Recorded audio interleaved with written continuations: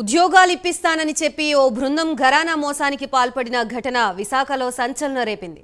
30 మందికి ఉద్యోగాలు ఇప్పిస్తానని సుమారుగా 3 కోట్లు వసూలు చేశారు కేటుగాళ్లు. నిందితుల్ని టాస్క్ ఫోర్స్ పోలీసులు అదుపులోకి తీసుకున్నారు. శ్రీకాకుళం జిల్లాకి చెందిన హనుమంతు రమేష్ పాలెంలో నివాసం ఉంటూ స్థానికంగా ఉన్న యువకులకి ఉద్యోగాలు ఇస్తానని సుమారుగా 3 కోట్లు వసూలు చేశాడు.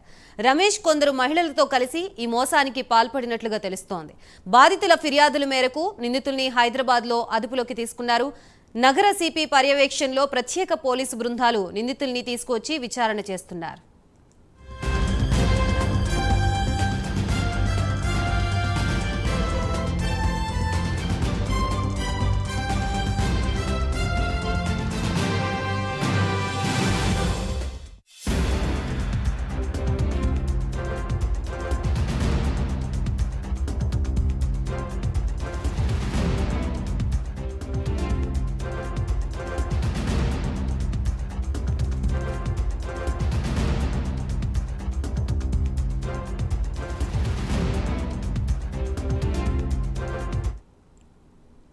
ఉద్యోగాలు ఇప్పిస్తానని చెప్పి ఓ బృందం ఘరానా మోసానికి పాల్పడిన ఘటన విశాఖలో సంచలనం రేపింది.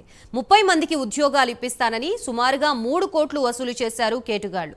నిందితుల్ని టాస్క్ ఫోర్స్ పోలీసులు అదుపులోకి తీసుకున్నారు. శ్రీకాకుళం జిల్లాకి చెందిన హనుమంతు రమేష్ పాలెంలో నివాసం ఉంటూ స్థానికంగా ఉన్న యువకులకి ఉద్యోగాలు ఇప్పిస్తామని సుమారుగా 3 కోట్లు వసూలు చేశాడు. రమేష్ కొందరు మహిళలతో కలిసి ఈ మోసానికి పాల్పడినట్లుగా తెలుస్తోంది.